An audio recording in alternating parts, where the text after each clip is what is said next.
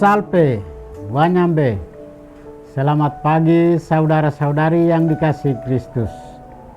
Mari kita mengawali hari baru dengan mendengarkan firman Tuhan yang diambil dari Injil Yohanes pasal 10 ayat 31 sampai dengan 42. Tuhan bersamamu. Inilah Injil suci menurut Yohanes. Sekali lagi orang-orang Yahudi mengambil batu untuk melempari Yesus. Kata Yesus kepada mereka, "Banyak pekerjaan baik yang berasal dari Bapakku yang kuperlihatkan kepadamu. Pekerjaan manakah di antaranya yang menyebabkan kamu mau melempari aku?" Jawab orang-orang Yahudi itu, "Bukan karena suatu pekerjaan baik, maka kami mau melempari engkau, melainkan karena engkau menghujat Allah, dan karena engkau, seorang manusia, menjadikan dirimu Allah." Kata Yesus kepada mereka, "Bukankah ada tertulis dalam kitab Taurat, Aku telah berfirman, kamu adalah ilah." Jikalau mereka kepada siapa firman Allah itu disampaikan disebut ilah, sedangkan kitab suci tidak dapat dibatalkan, masihkah kamu berkata kepada Dia yang dikuduskan oleh Bapa dan yang telah diutusnya ke dalam dunia, engkau menghujat Allah, karena aku telah berkata, aku anak Allah? Jikalau aku tidak melakukan pekerjaan-pekerjaan Bapakku, janganlah percaya kepadaku. Tetapi jikalau aku melakukannya dan kamu tidak mau percaya kepadaku, percayalah akan pekerjaan-pekerjaan itu, supaya kamu boleh mengetahui dan mengerti bahwa Bapa di dalam aku dan aku di dalam Bapa. Sekali lagi mereka mencoba menangkap Dia, tetapi Ia luput dari tangan mereka. Kemudian Yesus pergi lagi ke seberang Yordan, ke tempat Yohanes membaptis dahulu. Lalu Ia tinggal di situ. Banyak orang datang kepadanya dan berkata, "Yohanes memang tidak membuat satu tanda mujizat pun, tetapi semua yang pernah dikatakan Yohanes tentang orang ini memang benar." Lalu banyak orang di situ percaya kepadanya. Demikianlah sabda Tuhan. Saudara-saudari yang dikasihi Kristus, tema kita hari ini adalah kebenaran di tengah penghujatan. Dalam kitab Nabi Yeremia menampilkan keteguhan iman di tengah tekanan. Meski mengalami penderitaan dan pengkhianatan, Yeremia tetap percaya bahwa Allah menyertainya dan menyerahkan seluruh hidupnya kepadanya dengan berkata, "Sebab kepadamulah kuserahkan perkaraku."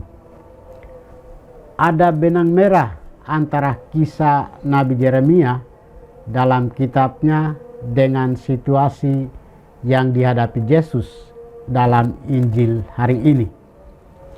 Pengarang Injil Yohanes membawa kita pada sebuah konfrontasi yang tajam antara Yesus dan orang-orang Yahudi di Bait Allah.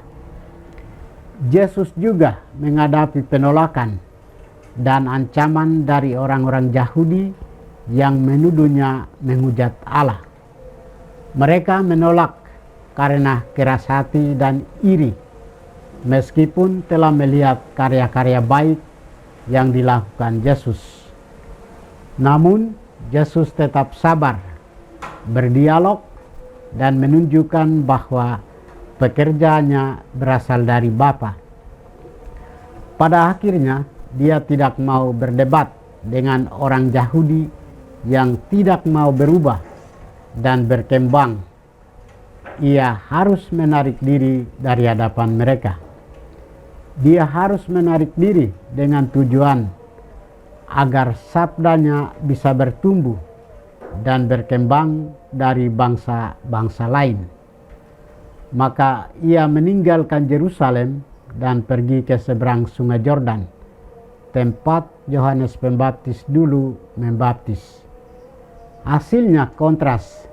Di sana banyak orang percaya kepadanya. Saudara-saudari yang dikasihi Kristus, bagaimana dengan kita? Sebagai pengikut Kristus, kita percaya kepada Yesus bukan sekedar mengakui teori tentang Dia, melainkan mengenali jejak tangannya dalam setiap peristiwa hidup kita. Yesus mengajarkan kita agar dalam situasi dan kondisi sesulit apapun, kita tetap membangun kepercayaan dan harapan yang teguh kepada Tuhan, sebagaimana dilakukan oleh Nabi Yeremia. Marilah jangan membiarkan batu-batu prasangka menghalangi kita untuk melihat kemuliaan Allah yang nyata di depan mata kita. Tuhan memberkati kita. Marilah kita berdoa. Tuhan, pagi ini kami kembali naikkan puji dan syukur kepadamu. Terima kasih karena Engkau sudah menjaga kami saat kami tidur maupun bangun. Terima kasih untuk udara sejuk dan segar pagi ini. Kami mohon, bukalah mata hati kami, agar kami mampu memandang kemurahan dan karya-Mu. Rahmatilah kami dengan kuasa Roh-Mu, agar kami mampu untuk bertobat dan memuji serta memuliakan-Mu melalui pekerjaan dan pelayanan kami hari ini. Kristus terang dunia, berkatilah keluarga kami. Jadikanlah kami alat kasih-Mu dan pantaskanlah kami menjadi hamba-Mu yang setia. Demi Kristus Tuhan dan pengantara kami. Tuhan bersamamu.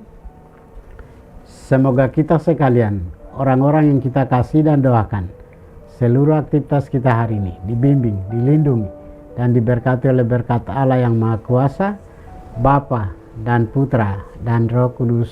Amin.